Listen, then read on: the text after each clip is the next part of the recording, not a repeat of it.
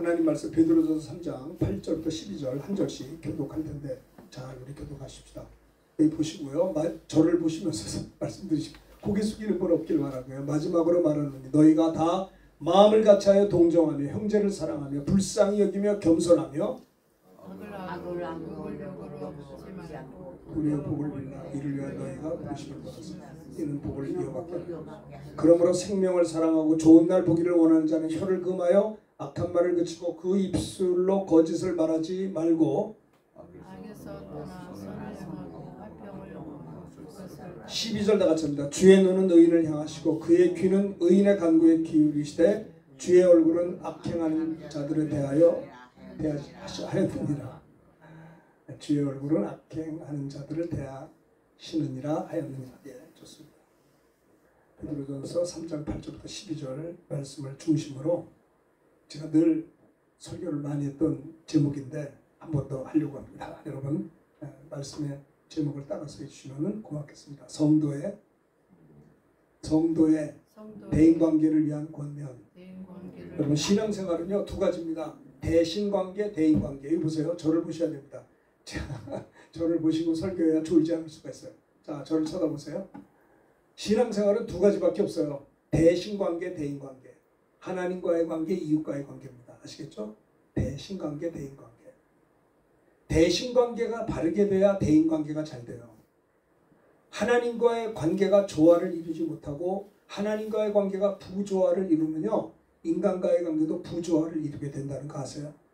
그러니까 인간관계가 원만하지 못한 사람의 특징은 뭐냐? 하나님과의 관계가 조화를 이루지 못했기 때문이라는 거예요. 아담과 하와가 하나님과 부조화를 이루었습니다. 범죄했어요. 에덴에서 추방당했습니다. 쫓겨나서 자식을 낳았습니다. 그 죄가 가인과 아벨에게. 그래서 하나님과 부조화된 가인의 가정은 뭐예요? 대인관계가 첫째 아들이 둘째 아들 동생을 죽였어요. 그러니까 대신관계가 바르게 안 되면요 대인관계가 안 되게 돼 있는 거예요. 오늘 이 시간에는요 성도의 대인관계를 위한 권면, 베드로 사도가 성도들을 향해서 우리 믿음의 사람들은 이렇게 대인관계를 해야 된다는 것을 권면하는 내용입니다. 자 봅시다. 자, 8절을 보겠습니다. 8절 어떻게 해야 되는가? 시작. 마지막으로 말하노니 너희가 다 마음을 같이하여 동정하며 형제를 사랑하며 불쌍히 여기며 겸손하며. 자 보세요. 성도의 대인관계를 위한 권면 첫 번째가 뭐냐? 서로 동정하라. 서로 불쌍히 여기라는 거예요. 동정하라. 심파데스. 헬라어로 심파테스라고 그래요. 동정하며. 동정한다는 말과 동감하라. 같이 나누라. 서로 동정하라. 더 풀면 서로를 불쌍히 여기라는 거예요. 집사님, 제가요 이번 주에 텔레비를 봤는데 텔레비에서 어떤 부부가 나왔어요. 네 쌍의 부부가 나왔어요. 지나간 걸 본 것 같아요. 그런데 젊은 부부예요. 서로 사랑해서 결혼했는데 결혼한 지 얼마 안 됐는데 요원하게 이들의 사랑이 있는데도 이제 이렇게 뭐랄까요? 대먼대먼해진 거예요. 원인이 뭔지 아세요? 이 두 부부가 결혼하는데 남녀가 결혼하는데 너무 돈이 없었어요. 처음에 결혼해서 원룸에서 살았대요. 원룸에서 살아가지고 너무 힘들게 사니까 이 신랑 신부가 결혼해가지고 뭔가 살아보려고 열심히 일하다 보니까는 그냥 두 부부가 말입니다. 막 택배도 하고 별걸 다 하더라고요. 새벽부터 밤늦게까지. 그러다 보니까는 본인들의 사랑은 식지 않았는데 새벽부터 밤까지 일을 하다 보니까 둘 다 지쳐버린 거예요. 지치니까는 눈만 감으면 잠자고 새벽에 나가 일하고 또 눈 감으면 자고 이러다 보니까는 젊은 두 사람이 너무너무 사랑해서 아름다운 가정을 이루었고 그 너무나 사랑했기 때문에 그들은 정말 돈 보지 않고 사랑했기 때문에 돈이 없어서 원룸 가지고 사는 그런 젊은이들의 부부였는데요. 이들이 말이죠. 결혼한 지 3년 4년 되니까는 이 돈 버느라고 뛰다 보니까 무언가 가정을 일으키려고 하다 보니까 이 사람들이 다 식어져 버린 거예요. 그러면서 서로 어떤 전문가가 와서 그 상담을 하면서 두 부부를 컨설팅 해주는 걸 보면서 제가 많이 감동을 받았어요. 아, 저렇게 어렵게 사는 분도 계시구나. 정말 한 사람 한 사람이 얼마나 소중한 사람들인데 안타까움과 긍휼한 마음이 생겼어요. 여러분 우리가 대인관계에서 첫 번째가 뭐냐면 서로를 불쌍히 여기는 게 필요해요. 우리 아들이 얼마나 힘들게 살고 있는가, 우리 부모님이 얼마나 힘들게 살고 있는가, 그죠? 우리 집사님들이 얼마나 수고하고 있는가, 집안의 가장들이 가장 노릇하려고 얼마나 애쓰고 있는가, 몸이 아픈 사람들은 고침받으려고 얼마나 힘써 기도하며 애를 쓰고 있는가. 대인관계의 첫 번째 제일 중요한 것은 사람들을 바라볼 때 서로 긍휼한 마음을 갖는 게 필요하다는 거예요. 서로 불쌍히 여기라는 겁니다. 이것이 대인관계의 첫 번째 사도 베드로의 권면이에요. 서로 동정하라. 마지막으로 말하노니 너희가 다 마음을 같이하여 동정하며 형제를 사랑하며 불쌍히 여기라는 거예요. 서로를 긍휼히 여기라는 것. 이게 대인관계의 첫 번째 권면인 것입니다. 베드로는 정말 그도 주님의 제자지만 주님을 부인하고 했잖아요. 회개했잖아요. 나중에 닭소리 듣고 회개하고 잃어버린 양이 다시 돌아 영혼의 목자 감독이신 예수 그리스도에게 회개하고 돌아왔지 않습니까? 그래서 베드로전서 2장 25절을 보면, 자, 25절 다 같이 읽어봅시다. 보세요. 시작. 너희가 전에는 양과 같이 길을 잃었더니 이제는 너희 영혼의 목자와 감독 되신 회개로 돌아왔느니라. 베드로도요, 성령 충만해서 뭐 전도해서 3,000명 이렇게 믿게 했지만은, 그러나 과거가 자기도 아픔이 있는 거예요. 내가 과거에는 주님을 부인하고 주님을 배신하고 떠나서 양과 같이 길을 잃었다가 이제는 너희 영혼의 목자와 감독 되신 주님에게 돌아왔다라고 하는 겁니다. 돌아왔기 때문에, 그가 회개하고 돌아왔기 때문에 회개하고 돌아오려고 하는 자들을 도울 수 있는 거예요. 주님이 내가 회개했다는 거는요, 주님이 나를 불쌍히 여긴 거예요. 여러분, 회개는 아무나 하는 게 아닙니다. 택한 백성들, 하나님의 사랑하는 백성들에게 우리에게 은혜를 주셔서 말씀을 통해서 회개할 마음을 일으켜 주시는 거 아니겠어요? 그래서 정말 우리는요, 주님이 우리를 얼마나 긍휼히 여기셨는지, 정말 주님이 우리를 외면했더라면 우리가 어떻게 이 자리에 올 수가 있었겠습니까? 우리가 말입니다, 방황해서 곁길로 갈 때 주님이 완전히 우리에게 고개를 돌리셨다면 이 자리에 앉아 있을 분이 누가 있겠습니까?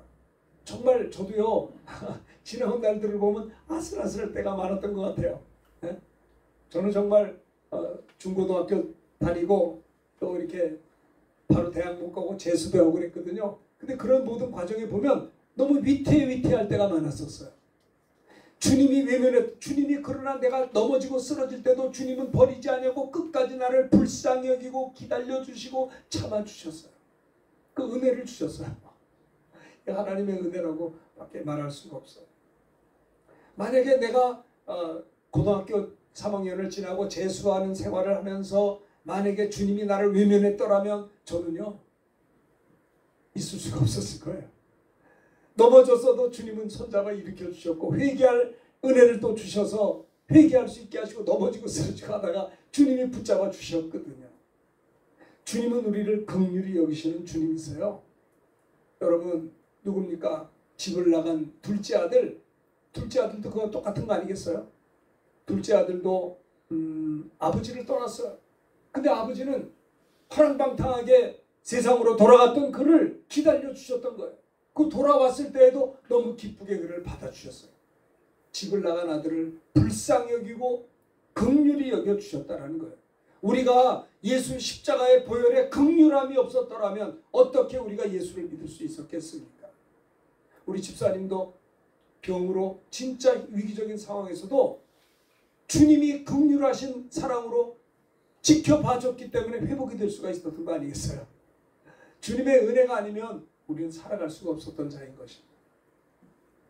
그래서 우리들도 주님이 나 같은 거를 불쌍히 여기시고 긍휼히 여기시고 예수 믿을 수 있는 믿음을 주시고 성경을 읽을 때 회개할 수 있는 은혜를 주셔서 회개하게 하시고 예수를 믿고 성령을 받게 해주시고 끝까지 나를 긍휼히 여기셔서 하나님의 자녀로 만들어 주신 것 같이 우리들도 형제를 볼 때 긍휼히 그를 비판하고 정죄하는 것이 아니라 불쌍히 여기고 주님이 나를 긍휼히 여기신 것 같은 그 주님의 마음으로 형제를 긍휼히 여길 수 있는 것이 베드로 사도가 성도의 대인관계의 첫 번째 권면이 서로를 불쌍히 여기라는 거예요. 주님이 우리를 불쌍히 여기듯이 형제를 불쌍히 여기라는 거예요.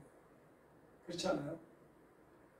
마지막으로 말하노니 너희가 다 마음을 같이하여 동정하며 형제를 사랑하며 불쌍히 여기라는 것이 성도의 대인관계. 첫 번째 베드로가 성도들을 향한 첫 번째 권면인 것이죠. 물론 주님이 베드로를 통해 말씀하신 것이죠. 자, 그런데 대인관계 중에 부부관계도 참 중요해요. 베드로전서 3장 8절부터 오늘 본문인데 1절부터 7절은요. 부부관계를 이야기해 봅시다. 교독해 봅시다. 자, 베드로전서 3장 1절을 제가 먼저 읽겠습니다. 2절 여러분 읽으세요. 여기를 보시고 아내들아 이와 같이 자기 남편에게 순종하라. 이는 자, 대인관계 중에 제일 먼저 인간관계 가장 기초가 되는 게 부부관계를 베드로가 말. 자, 다시 봉독합니다. 아내들아 이와 같이 자기 남편에게 순종하라. 이는 혹 말씀을 순종하지 않는 자라도 말로 말미암지 않고 그 아내의 행실로 말미암아 구원을 받게 하려 함이니. 2절 너희의 두려워하며 정결한 행실을 보느라. 집사님 여기 봉독해야지. 자, 제가 3절 봅니다. 너희의 단장은 머리를 꾸미며 금을 차고 아름다운 옷을 입는 외모로 하지 말고 오직 마음에 숨은 사랑으로 온유하고 신령에 썩지 아니할 것이요. 그러니까 신부가 단장을 할 때 머리를 꾸미고 보석을 금을 차고 아름다운 옷을 입는 외모로 단장하잖아요. 왜요? 남편에게 아름답게 보여야 되는 게 본능이니까. 그런데 그걸로 하는 것도 중요하지만 더 중요한 게 뭐냐? 4절입니다. 4절 다 같이 봅시다. 시작. 오직 마음에 숨은 마음을 온유하고 안정한 심령에 썩지 않을 것으로 하라. 이는 하나님 앞에 값진 것이라. 그러니까는 신부된 자들은 남편에게 단장을 해서 머리를 꾸미고 보석을 금을 차고 아름다운 옷을 입는 외모로 단장하는 것보다 더 중요한 게 뭐냐? 마음에 숨은 사람을 온유하고 안정한 심령에 썩지 아니할 것으로 하라. 내 영혼이 온유하고 바르게 믿음으로 남편에게 섬기는 것이 신부의 도리다라는 거. 이게 하나님 앞에 값진 것이다라고 하는 겁니다. 자, 그쵸? 자, 봅시다. 그 다음에 5절을 보겠어요. 전에 하나님께 소망을 두었던 거룩한 부녀들도 이와 같이 자기 남편에게 순종함으로 자기를 단장하였네. 순종하는 게 단장이라는 거예요. 아시겠죠? 보석과 금으로 하는 것이 아니고 남편을 내 머리로 생각해서 순종하는 것이 신부의 단장이다라고 하는 겁니다. 6절은 다 같이 읽습니다. 시작. 사라가 아브라함을 주라 칭하여 순종한 것 같이 너희는 선을 행하고 아무 두려운 일에도 놀라지 아니하면 그의 딸이 된 것입니다. 보세요. 사라가 자기 남편 아브라함을 로드 주라고 말했어요. 예전에 제가 동안교회 목회할 때 우리 동안교회 분들은 전 이북 분들이 많으세요. 권사님들. 그리고 이제 남편을 잃은 이 전쟁통에 잃은 권사님들이 참 많았거든요. 그래서 그 권사님들이 늘 얘기를 할 때 이런 얘기를 해요. 내가 이북에서 우리 주인이 그래서 나 굉장히 어색하게 들리더라고요. 대화하는데 자기 남편을 가리켜서 내가 이북에 있을 때 내 주인이 이랬어. 그렇게 얘기를 해요. 권사님들이. 그래서 주인이 뭔가 남편을 향해 주라고 얘기를 해요. 야, 저분은 이게 성경적이구나. 사라가 그래서 사라가 아브라함에게 남편이잖아요. 주라 칭했어요. 주가 뭐예요? 내가 순종하겠다는 거거든요. 내 주인이라는 소리예요. 그러면 남편이 남자와 여자가 동등한 관계, 누구는 주인이고 종이냐, 수직적 관계라는 게 아니라 이것은 하나의 역할이라고 하는 거예요. 하나님이 그렇게 부부를 설계를 하신 거예요. 가정을 설계하신 거예요. 그래서 사라가 아브라함을 주라 칭하여 그러니까 아내는 남편에게 순종하는 것으로 단장을 하라라고 하는 것을 이야기하는 것이죠. 이게 대인관계의 성경적인 이야기입니다. 자, 7절 다 같이 읽읍시다. 시작. 남편들아 이와 같이 지식을 따라 너희 아내와 동거하고 그를 더 연약한 그릇이요 또 생명의 은혜를 함께 이어받을 자로 알아. 귀히 여기라. 이는 너희 기도가 막히지 않게 하려 함이니라. 남편들은 어떻게 대인관계를 해야 되냐? 지식 하나님의 말씀을 따라서 너희 아내와 동거해야 돼요. 부부가 헤어져 살면 안 되는 거예요. 요즘에 뭐 헤어져 사는 사람도 있어요. 뭐 유학을 가고 뭐 이래가지고 기러기가 많아요. 참 어쩔 수 없이 그렇게 됐는데 이제 그러면 안 됩니다. 가능한 한 부부는 같이 있어야 되는 거예요. 남편들아 이와 같이 지식을 따라 너희 아내와 동거하고 같이 살고 같이 밥을 먹고 밥도 같이 먹는 게 좋아요. 딱 밖에 나가서만 먹지 말고 아내와 동거하고 아내를 더 연약한 그릇이요 또 생명의 은혜를 함께 이어받을 줄로 알아. 귀하게 여기라는 거예요. 남편이 대인관계의 아내에 대해서 자기 아내를 귀하게 여길 줄 알아야 된다는 거예요. 아내는 남편을 주인으로 생각해서 순종하는 것이 단장하는 것이고요. 남편들은 아내와 함께 살고 동거하고, 아내를 더 연약한 그릇이요. 남자는 연약하고 아내는 더 연약해요. 인간이 약하잖아요. 그런데 아내가 뭐요? 생명의 은혜를 함께 이어받을 자로 알아 귀하게 여기라는 거예요. 아내를 귀하게 여기라. 이는 너의 기도가 막히. 여러분 보세요. 아무리 신앙 좋은 사람도요, 부부간에 깨지면 기도가 나오질 않아요. 아시겠어요? 부부 싸움하고 나면요, 기도가 안 돼. 그리고 어떻게 빨리빨리 화해해야죠. 해가 지도록 불을 뿜지 말아야죠. 근데 미안한 말이지만 내성적인 사람은요, 화해를 잘 못해.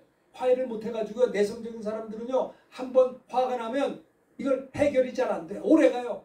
연장전을 벌려. 그래서 어떤 심리학자는 그러더라고요. 정신병으로 고생하는 사람들의 7, 80%가 내성적이라는 거예요.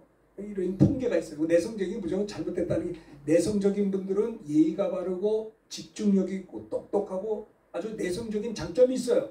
그런데 내성적인 사람의 약점이 뭐냐? 한번 마음 상하면 풀지를 않아. 마음이 꽝, 이 삐딱선을 타면요, 이게 오래가요. 군대 생활에도 그래요.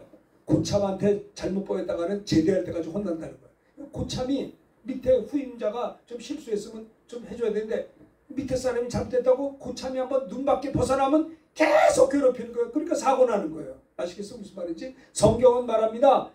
분을 내어도 죄를 짓지 말며 해가 지도록 분을 품지 말라는 거예요. 해가 지도록. 그렇죠.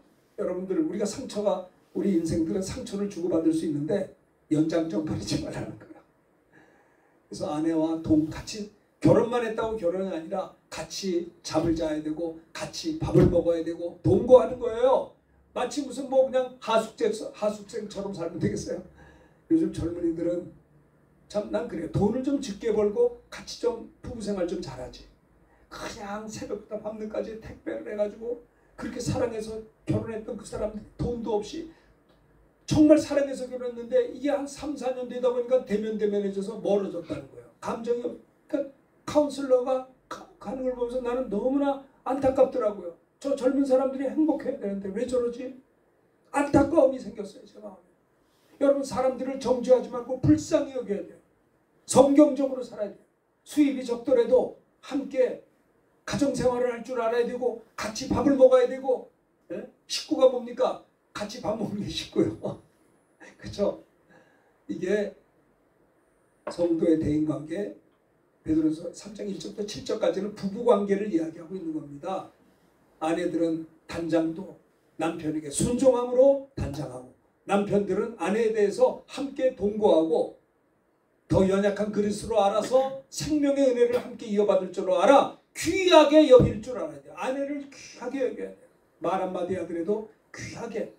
이는 너희의 기도가 막히지 아니하게 하려 함이라 하고 했습니다. 그러고 난 다음에 오늘 본문의 말씀이에요. 8절입니다. 8절 다 같이 읽읍시다. 이 부부관계가 끝난 다음에 베드로 사도가 그러면 대인관계 어떻게 권면하? 8절 이제 마지막 읽읍시다. 시작. 마지막으로 말하노니 너희가 나 마음을 같이하여 동정하여 형제를 사랑하여 불쌍히 여기며 겸손하라. 네. 이제 대인관계 첫 번째가 어떻게 형제를 불쌍히 여기라는 거예요. 동정하라는 거예요. 네. 그렇습니다. 오늘날의 많은 사람들은요, 대인관계가 원만하지 않아서 집사님 그 마음에 상처가 많아요. 그래가지고 막 그냥 이게 오래돼가지고 귀신이 들려가지고 칼부림이 하잖아요. 요즘 얼마나 많아요 그런 게. 어떤 사람은요, 그러니까 이 분노가 풀리질 않아. 대인관계가 화해가 안 되는 거예요. 계속해서 이를 갈고 사니까 해가 지도록 불을 품고 사니다 보니까 이게 완전히 사탄에게 붙잡혀가지고 귀신이 들려가지고요 칼을 품고 다녀. 그래서 막 요즘에 칼부림 사건 요즘 얼마나 많이 났어요. 차를 가지고 사람을 쳐서 죽이고, 이게 됩니까? 이게 대인관계, 하나님 대신관계가 깨져서 대인관계가 무너짐으로 말미암아 오늘날 이 시대에 분노의 칼부림과 차량으로 돌진하고 살인사건, 이러한 시대의 성도들이 어떤 자세로 우리가 대인관계를 해야 될 것을 오늘 본문이 우리에게 말씀하고 있는 것이죠. 그럼 어떻게 해요? 마음을 같이하여 형제를 동정하며 사랑하며 불쌍히 여기라는 거예요.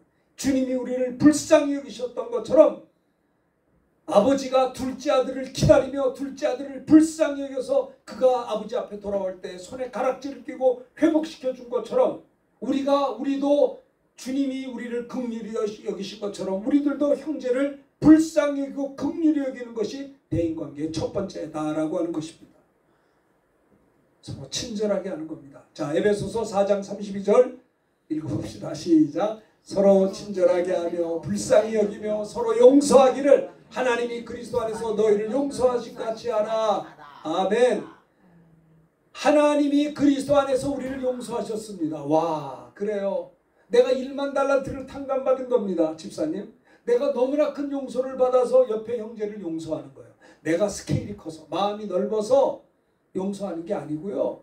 내가 주님의 십자가 보혈로 너무나 큰 용서받았기 때문에 와, 이제 용서하지 못할 사람이 없어요. 너무 큰 용서. 영원히 저주받아 지옥 갈 수밖에 없는 이 기가 막힌 자를 주께서 보혈로 그 십자가 피로 내 죄 사하심으로 너무 큰 용서를 받아서 의롭담을 받았기 때문에 그 큰 사랑받고 용서받은 나는 용서하지 못할 자가 어디 있겠어요.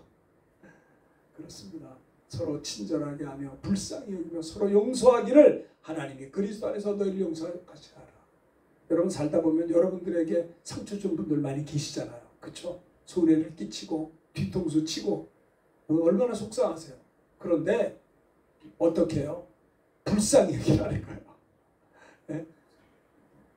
7절 읽읍시다. 7절 저기 마태복음 5장 7절 크게 시작. 긍휼히 여기는 자는 복이 있나니 그들이 긍휼히 여기를 받는. 내가 형제를 긍휼히 여길 때 하나님은 저를 더 긍휼히 여기신다는 거예요. 긍휼히 여기는 자는 복이 있나니 저들이 하나님에게로부터 긍휼히 여김을 받는다라고 하는 것을 마태복음 5장 7절 팔복 중에 하나죠. 말씀하면 요셉이 그래서 요셉. 자, 요셉 봅시다. 자, 창세기 50장 17절 다 읽읍시다. 시작. 너희는 이같이 요셉에게 이르라. 내 형들이 내게 악을 행하였을지라도 이제 바라건대 그들의 허물과 죄를 용서하라 하셨나니 당신 아버지의 하나님의 종들인 우리의 죄를 이제 용서하소서 하며 요셉이 그들에게 하는 말을 듣고 울었더라. 잘 보세요. 요셉이 총리인데 울었어요. 왜 울었는 줄 알아요? 야곱이 아버지가 돌아가셨거든요. 돌아가고 나니까 형님들이 무서운 거예요. 왜? 아버지 때문에 우리를 봐줬지. 아버지가 돌아가시면 내 동생 요셉 총리가 우리를 가만 안 둘 거야. 두려움이 생긴 거예요. 그래서 너희는 이같이 요셉에게 이르라. 내 형들이 내게 악을 행하였을지라도 이제 바라건대 그들의 허물과 죄를 용서해 달라. 당신의 아버지의 하나님의 종들인 우리의 죄를 이제 용서하소서. 그러니까는 자 보세요. 아버지 야곱이 늙어서 돌아가시고 난 다음에 형님들이 무서운 거예요. 왜? 동생이 아버지 때문에 우리를 봐줬지. 아버지 돌아가시면 요셉이 옛날 생각하고 우리를 아마 해칠 거다. 그렇게 우리를 용서해달라고 형님들이 간곡하게 얘기할 때 요셉이 형들이 요셉에게 하는 말을 들을 때 울었다고 그랬어요. 울은 게 뭔지 아세요? 형들을 불쌍히 여긴 거예요. 이미 나는 용서했는데 왜 그 말을 합니까? 이미 우리가 만났을 때 우리 다 끝난 겁니다 했는데 아니 지금까지도 용서해달라는 말이 너무나 형님들의 무거운 마음을 알고 안타까움으로 불쌍히 여기면서 동생 요셉이 울었다는 거예요. 이게 긍휼함이에요. 대인관계의 첫 번째입니다. 서로를 형들을 불쌍히 여긴 거예요. 18절 읽읍시다. 시작. 그의 형들이 또 친히 와서 요셉의 앞에 엎드려 이르되 우리는 당신의 종들이니이다. 울면서 형님들 왜 그러십니까? 하니까 형들이 그 말 듣고 고마워서 총리 동생 요셉 앞에 엎드려 우리는 당신의 종입니다. 이렇게 절을 했다는 거예요. 아이고 주여. 참 요셉이 아름답죠. 그때 요셉이 이런 말을 했어요. 창세기 50장 19절 읽읍시다. 시작. 요셉이 그들에게 이르되 두려워하지 마소서 내가 하나님을 대신하리니까 걱정하지 말라 이 말이에요. 20절 다 같이 읽읍시다. 당신들은 나를 해하려 하였으나 하나님은 그것을 선으로 바꾸사 오늘과 같이 많은 백성의 생명을 구원하게 하시려 하셨나니 21절 읽읍시다. 크게 시작. 당신들은 두려워하지 마소서 내가 당신들과 당신들의 자녀를 기르리다 하고 그들을 간곡한 말로 위로하더라 그랬어요. 네? 요셉이 또 말합니다. 형님들 두려워하지 마세요. 내가 하나님을 대신합니까? 당신들이 판 게 아니고 하나님이 나를 보냈어요. 그래서 하나님이 나와 우리 가족 보호해서 이스라엘 민족이 시작된 거 아닙니까? 당신들은 나를 해하려고 했으나 하나님은 그것을 합력해 선으로 바꿔서 오늘과 같이 많은 백성의 생명을 구원하게 하려 하셨나니 형님들 두려워하지 마세요. 내가 형님들과 형님들의 자녀를 잘 양육할 겁니다 하며 간곡한 말로 위로했다라고 하는 겁니다.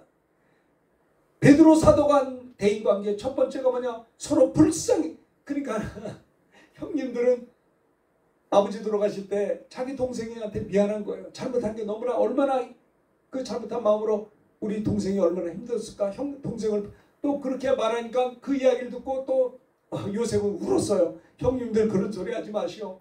아이고 형님들 이게 언제적 얘기인데 또 얘기합니까? 이게 두고두고 얘기할 겁니까? 난 이미 끝났습니다. 근데 그거 몰랐거든요.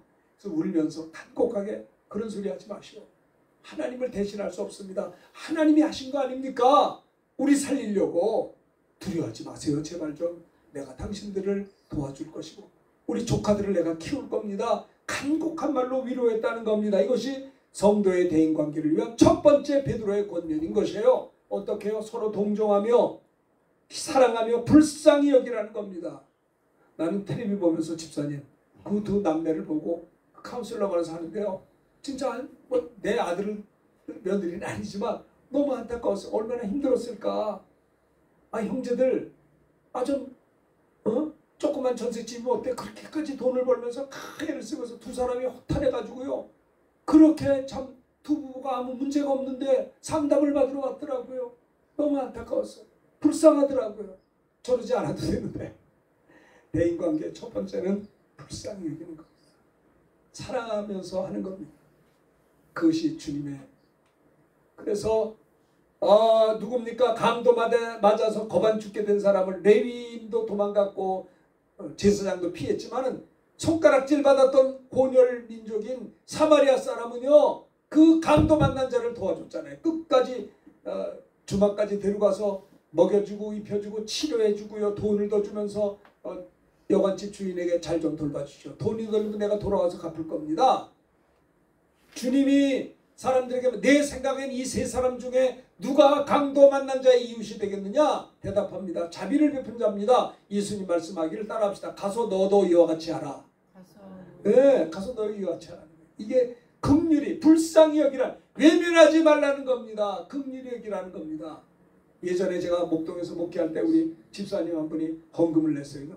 아니 우리 헌금을 무슨 헌금입니까? 목적이 뭐예요? 그랬더니 이거는요. 교회에다 헌금을 하지만 구제 헌금 써주세요. 그래서 구제 항목을 꼭 해달라면서 알았어요 집사님. 그래가지고요 그 구제 헌금을 가지고 양도원을 갚았어요. 또 이전에 또 어떤 분이 또 이렇게 연결이 돼가지고 고아원을 우리가 방문을 했어요. 교회 재정을 가지고 그때 뭐 세탁기 비슷한 거 사주고 이렇게 선물 사가지고 떡 해가지고 갔어요. 고아원도 갔고 양도원도 방문했어요. 사람들이요 선교하고 남을 도와주면 사람은 인간이 못돼서 자기도 모르게 우쭐한 마음 감정이 생겨. 내가 누구를 돕는다 할 때 내 어깨가 힘이 들어가요. 그게 우리 인간들이에요. 너나 할 것 없이. 근데 가서 선물 사주고 같이 놀아주고 예배 드려주고 다 해드리고 할 때는 사람들이 내가 누구를 도운다 할 때 우쭐한 마음이 있는데요. 다 끝나고 예배도 끝나고 교제하고 돌아가는데 아니에요. 내가 저분들에게 은혜를 끼치려고 한 것은 사실인데 우리 교인들과 함께 돌아올 때는 우리가 더 크게 은혜를 받았어요. 와, 하나님의 긍휼히 여기는 자는 복이 있나니 저희가 긍휼히 여기를 받을 것이고 내가 양로원에서 그 할머니 할아버지를 도운 것 같은데 아니에요. 그분들 때문에 내가 교훈을 받았어요. 그 어려운 고아원에 가서 저 영종도에 있는 건데 우리 학생들 중고등부애들 데려왔죠. 농구도 하고 왔죠. 예배도 드리고 선물도 사주고 떡도 해가고 대접하고 돌아왔는데 돌아오는 길에 하나님의 은혜가 더 있더라고요. 우리에게 베푸신 은혜가 더 크더라 이 말이에요. 와 정말 우리가 이웃을 긍휼히 여길 때 하나님이 긍휼하게 더 저희를 여겨주신다는 거예요. 그렇죠? 자 대인관계를 위한 첫 번째가 뭐예요? 서로를 우리가 누구를 만나든지 비판하고 판단하지 말고 관점이 다 달라요. 그를 그 입장에서 긍휼히 불쌍히 여겨야 된다는 것. 두 번째 겸손하라. 대인관계 자기를 낮추라는 겁니다. 마지막으로 말 너희가 다 마음을 동정하는 형제를 사랑 불쌍히면 따라합시다. 겸손하며 겸손하며 대인관계는 겸손해요. 자기를 낮추는 겁니다. 남을 나보다 낮게 여기는 거예요. 하나님이 겸손한 자에게 은혜를 주시거든요. 겸손은 뭐냐면 하나님이 내게 주신 자기 자신에게, 하나님이 나를 정의할 때 나는 죄인입니다 라고 기도하는데 주님은 나는 너 죄를 용서했다 그러신다고요. 나는 내가 사랑이 안 돼요. 그럼 주님이 나는, 그러니까 너는 누구냐? 주님의 사랑의 대상이라는 거예요. 그러니까 내가 나를 사랑할 수 있는 거는 내가 왜 나 사랑하는가? 나는 누구요? 주님의 나를 사랑하는 대상이기 때문에 내가 나 사랑하는 겁니다. 내가 나 용서 왜 해요? 주님의 용서 받았기 때문에 나도 나 용서하는 겁니다. 겸손이라는 것은 하나님이 내게 주신 자기 자신에게 머무는 것이라는 거예요. 무슨 말인지 이해가 되세요? 이해가 되셨으면 좋겠어요. 겸손이라는 것은 예수 그리스도의 십자가 보혈로 말미암아 주어진 그 내 위치를 내가 받아들이는 게 겸손이다라는 거예요. 주님이 나만 옆에 사람을 사랑했잖아요. 주님이 나만 용서한 게 아니라 저 형제도 용서했잖아요. 그것이 겸손이다라는 거예요. 자, 마태복음 11장 28절 30절 교독합시다. 제가 28절 봅니다. 수고하고 무거운 짐 자들아 다 내게로 오라. 내가 너희를 쉬게 하리라. 나는 마음이 온유하고 겸손하니 나의 멍에를 메고 내게 배우라. 그리하면 너희 마음이 쉬고 30절 다 같이 합니다. 이는 내 멍에는 쉽고 내 짐은 가벼움이라. 수고하고 무거운 짐 자들아 다 내게로 오라. 주님에게 오세요. 주님에게 오면 쉬게 되는 겁니다. 집사님들 얼마나 힘드세요? 저도 힘들어요. 집사님들이 힘들고 목사님도 힘들고 다 힘든 거예요. 안 힘든 사람 있으면 나와보세요. 인생은 힘들어요. 수고하고 무거운 짐 자. 뭐 여자분들은 아니면서 집안에 살림하려고 남편이 벌어준 돈 가지고 살림하면 얼마나 힘들겠어요. 자식들은 힘들지 않을까? 자식들은 무언가 삶의 터전을 마련하고 몸부림을 치고 있다고요. 힘들지 않은 수고하고 무거운 짐이 있는 거예요. 근데 해결책 다 주님에게 가지고 나오세요. 주님 앞에 가지고 맡기세요. 그러면 쉼을 얻게 되는 겁니다. 여러분들 이 시간에 예배드리면서 마음이 힘든 사람은요. 수고하고 무거운 짐을 내가 가지고 있어. 주님께 맡기지 내놓지 않았기 때문이에요. 다 내놓으셔야 돼요. 내가 너희를 쉬게 하리라. 주님은 말씀합니다. 나는 마음이 온유하고 겸손하니 다 나의 멍에를 메고 내게 배우라. 배우라는 주님을 배우라. 뭘 배워? 주님의 온유를 배우라. 주님의 겸손을 배우라는 거예요. 그리하면 너희 마음이 쉼을 얻는다는 겁니다. 잘 들으세요. 주님의 온유를 내가 배우고 주님의 겸손을 배우면 어떤 일이 생기느냐? 내 마음에 쉼을 얻는 겁니다. 내 마음이 쉬지를 못해요. 교회 나와서도 마음이 지금 딴 데가 있어. 지금 내가 누구 만나야 되고 걱정이 많아. 무거워. 굉장히 힘들어. 복잡해. 집중이 안 돼. 기도를 해도 10분도 기도를 못해. 왜? 10분도 기도 세상이 궁금해가지고 견디지를 못하는 거예요. 걱정이 많아가지고 꼬리에 꼬리를 물어요. 잠도 제대로 숙면을 못해. 왜? 너무 복잡해가지고. 왜 이렇게 쉼을 얻지 못하느냐? 배우질 않아서 그래요. 겸손을 배우세요. 주님의 온유를 배우세요. 수고하고 무거운 짐 것들을 다 주님께 가지고 오세요. 그러면 쉬는 겁니다. 내 멍에는 쉽습니다. 내 짐은 가벼워. 온유는 쉽고 겸손은 가벼운 거예요. 주님께 겸손을 배우라. 대인관계 첫 번째는 서로를 불쌍히, 두 번째는 뭐예요? 겸손하라 라는 겁니다. 누구를 만나든지 낮은 높은 마음이 아니라 겸손한 마음으로 대하는 것이 대인관계 두 번째. 그때 사탄이 역사할 수 없는 것이다 라고 하는 겁니다. 예수님이 겸손하셨어요. 하나님이셨어요. 만왕의 왕이셨는데 그 하늘 영광 보좌를 버리시고 이 땅에 육신을 입고 오시고 냄새나는 이 땅에 오셨어요. 그렇죠? 그래서 자 빌립보서 2장 3절 읽읍시다. 3절 시작. 아무 일에든지 다툼이나 허용으로 하지 말고 오직 겸손한 마음으로 각각 자기보다 남을 얕게 여기고. 자 보세요. 주님이 겸손했기 때문에 우리가 구원받은 거예요. 주님은 본래 하나님의 본체시나 하나님과 동등됨을 취할 것을 여기지 아니하시고 오히려 자기를 비워 종의 모양으로 이 땅에 오시고 십자가에 죽기까지 하나님께 순종했다고요. 그래서 우리를 구원했다 이 말입니다. 그래서 주님이 제자들의 발을 씻겨줬잖아요. 주님이시고 선생님이신데 제자들의 발을 씻기신 것은 뭐예요? 내가 너희의 선생과 주가 되어 너희의 발을 씻었으니 너희도 서로 이와 같이 하는 것이 옳으니라. 서로 겸손한 섬길 것을 이야기하고 있어요. 내가 어떻게 섬길 수 있겠는가? 제가 전도사 때 우리 교사 하나가 이런 얘기를 하더라고요. 우리는 섬김, 우리도 예수님을 섬기고 우리도 섬겨야 되겠습니다. 그러면서 그 형제가 주일학교, 내가 고등부 전도사 때 고등부 교사였어요. 내가 고등학교 후배였고. 근데 그 형제 나중에 목사님이 됐는데 그 형제가 교사하면서 그런 얘기를 하더라고요. 이런 얘기를 했어요.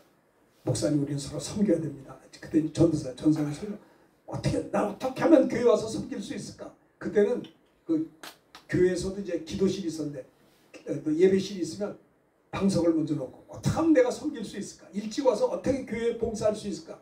이게 섬기는 거라는 거예요. 내가 지금도 생각해요. 그 친구가 서울 치대 다니는 형제였어요. 치과 의사였는데 나중에 목사님이 됐어요.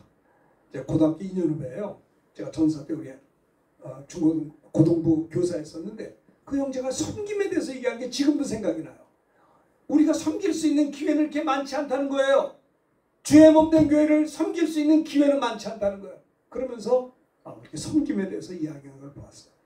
여러분, 예수님은 섬김을 받으러 온 것이 아니라 도리어 섬기라고 나의 목숨을 많은 사람들을 위해 대속물로 주려고 왔다고 했지 않습니까?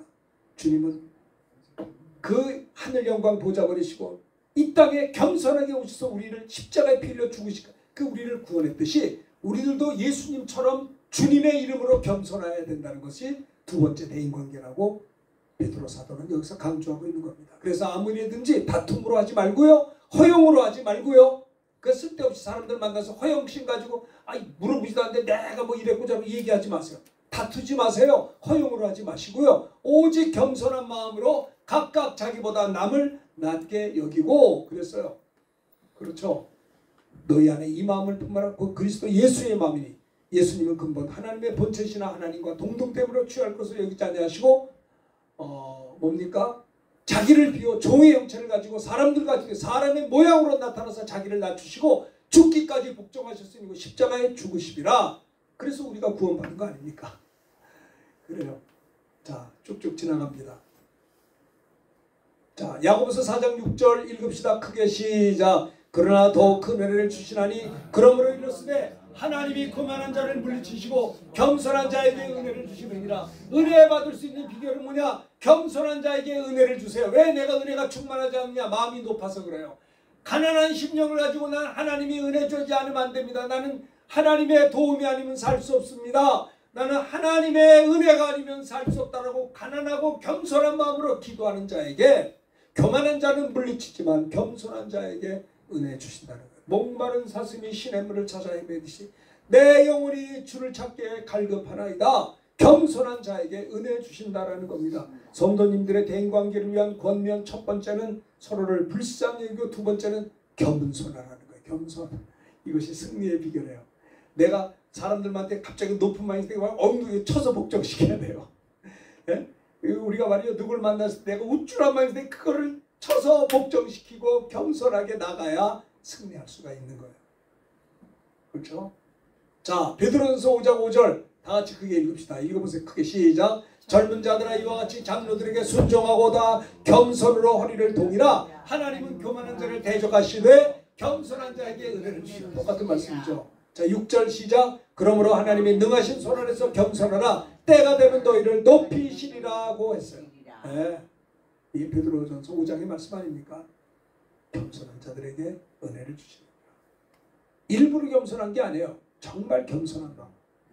자, 골로새 3장에 보면 그러므로 너희는 하나님이 택하사 거룩하고 사랑받은 자처럼 긍휼과 자비와 겸손과 온유와 우리 참으로 옷을 입으라고 했어요. 그렇죠? 뭐 이거 아까 창세기 50장도 요셉이 겸손했잖아요. 내가 형들을 대신하겠어. 하나님을 대신할 수 있겠으면 걱정하니 하나님 앞에 겸손한 삶을 살았기 때문에 요셉은요, 종살이 옥살이 할 때 열등감이 없었고요, 총리가 됐을 때 교만하지 않았어요. 열등감과 교만은 똑같아요. 아시겠어요? 열등감이 많기 때문에 교만하고 교만하기 때문에 열등감이 있는데 요셉의 특징은 참 주님을 닮았어요. 자기가 열등감을 가질 수 있는 종살이 옥살이에서도 그런 게 없었어요.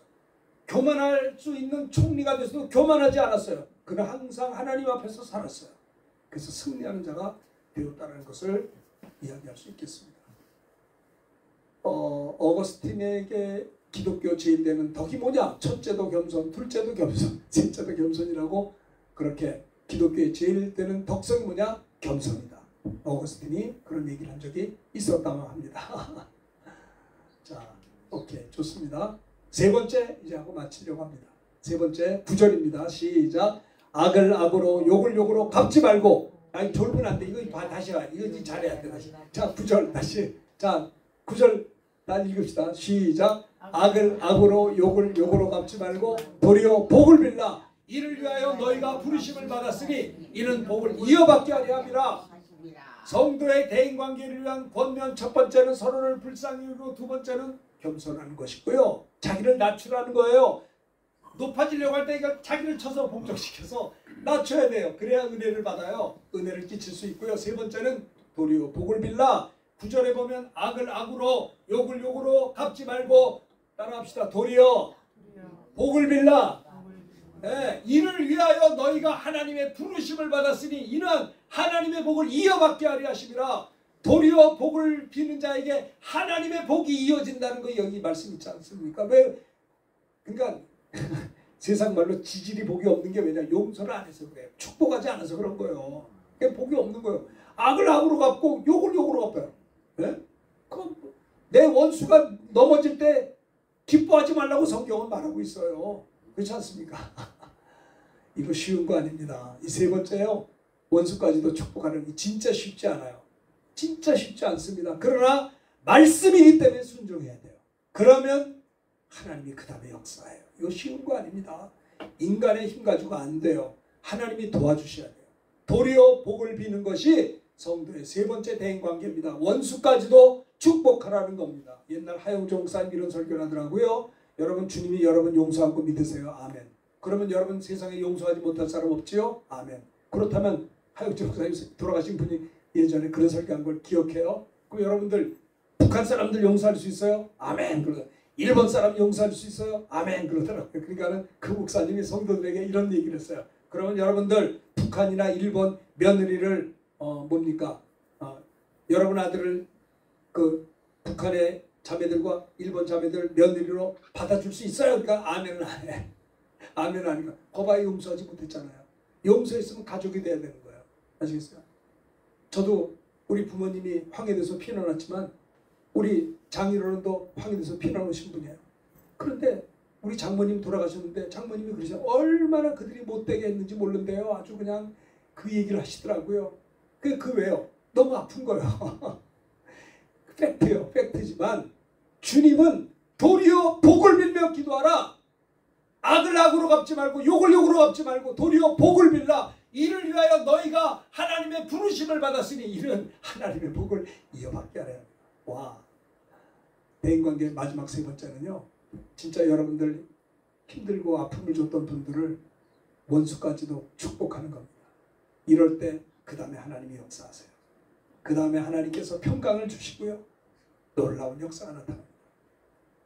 자, 봅시다. 요거 하나만 하고 마치겠습니다. 시간이 많이 지나서 자, 마태복음 5장 43절 48절 두 절만 읽읍시다. 시작. 또 네 이웃을 사랑하고 내 원수를 미워했다는 것을 너희가 들었으나 나는 너희에게 이르노니 너희 원수를 사랑하며 너희를 박해하는 자를 위하여 기도하라. 성경은 계속 얘기하고 있어요. 이웃 사랑하고 원수를 미워하는 것이 율법이거든요. 율법은 이는 이고 그래요. 그런데 주님은 새 계명을 주셨어요. 나는 너에게 이르노니 너희 원수를 사랑하며 너희 박해하는 자를 위하여 기도하라는 거예요. 와, 권사님 이거 하셔야 돼요. 그러면 승리할 수 있어요. 자, 원수까지도 축복하라는 거예요. 45절 마태복음 5장 45절 크게 읽읍시다. 시작. 이같이 한즉 하늘에 계신 너희 아버지의 아들이 되리니 이는 하나님이 그 해를 악인과 선인에게 비춰주시며 비를 의로운 자와 불의한 자에게 내려주심이라. 46절 시작. 너희가 너희를 사랑하는 자를 사랑하면 무슨 상이 있으리요? 세리도 이같이 아니하느냐. 47절 시작.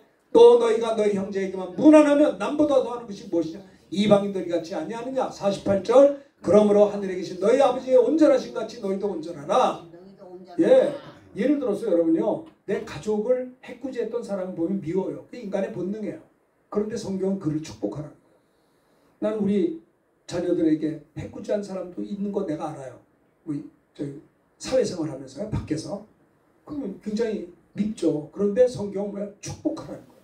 축복하며 기도하니까 되더라고요. 쉬운 거 아니에요. 주님 명령. 그래서 손양원 목사님은요, 자기 아들을 공산당이 2명이나 총으로 죽였거든요. 안재선 씨가. 그런데 나중에 사회가 바뀌어지면서 안재선이가 체포됐어요. 손양원 아들 2를 죽였어요. 목사님 아들을. 그런데 손양원 목사님이 안재선이 공산당을 부명운동을 했어요. 살려주세요. 나는 그를 용서합니다. 뭐 그것뿐인 줄 아세요? 그 아들 불쌍하니까 내가 양자로 삼겠습니다. 와, 이거 뭐요? 진짜 자기 2 아들을 죽인 사람이에요. 그런데 성경 말씀에 축복하며 기도할 때 그 안재선 씨 아들이 목사님이 됐다고 그래요. 얘기를 들어보니까 축복을 이어받게 되는 겁니다. 그리고 손양원 목사님의 2 아들이 먼저 죽었지만은 우리 2 아들 미국보다 더 좋은 천국에 이민 간 거 감사했어요. 감사하고 이 순교의 피가 하나님께 영광이 될 걸 믿었어요. 원수까지도 축복했다 이 말입니다. 이때 하나님의 축복을 이어받게. 스테반 집사님도 그런 축복 기도를 했던 거예요. 여러분, 이거는요, 설교를 위한 설교로 듣지 말고요, 여러분 생활 가운데, 우리 집사님들 가운데 사업하다 보면 얼마나 힘드신 거 많이 있었잖아요. 여러분들의 배신한 사람도 있을 것이고, 사업하다 보면 별일이 뭔지 모르지만 있을 수 있지만 그들을 도리어 불쌍히 여기고 그들을 축복하며 기도하는 것이 하면 여러분이 삽니다. 하나님의 복을 이어받게 되는 것이고, 그를 위해서 주님이 우리를 부르셨다라고 하는 겁니다. 오늘 성도의 대인관계 위한 3가지 권면 말씀을 전했습니다. 여러분, 이것은 제가 늘 반복적으로 많이 설교했던 내용이에요. 그런데 이 말씀이 진짜 중요합니다. 저는 그래서요, 이런 진흙탕 싸우면 도망가야죠. 하나님께 맡겨요. 그러지 마세요. 원수 갚는 것이 하나님께 있느니 내가 갚으려고 주께서 말씀하셨느니라. 우리가 해야 될 일은 뭐냐? 원수가 줄이거든 먹이고 목마르거든 마시우게 하라. 그 머리에 숯불을 쌓아놓으라. 도리어 복을 빌며 기도하라. 선으로 악을 이기라. 로마서 14장 12절부터 21절에 12장 14절부터 21절의 말씀이 그거거든요. 이 말씀대로 우리는 살면 되는 거예요. 이 말씀이, 하나님의 말씀이 우리를 천국 보내줄 뿐만 아니라 이 생활에서도 우리를 살려주시는 거예요. 말씀이 능력 있는 겁니다. 기록된 말씀으로 사탄을 쫓아내고 하나님께 그 말씀에 순종할 때 말씀에 약속된 축복을 받아 누리며 살게 되는 겁니다. 여러분들이 건강하고 우리 주님 많이 닮게 되길 바라요. 주님이 내 안에, 내가 주님 안에, 여러분들이 성장하길 바라요. 어디까지? 예수 그리스도의 장성한 분량이 충만한 때까지 성장할 수 있는 주님의 자녀들이 다 되시기를 주님의 이름으로 축원합니다. 이 말씀 들은 걸 생각하면서 우리 찬송 한 장 부르겠습니다. 주님의 마음을 본받는 자.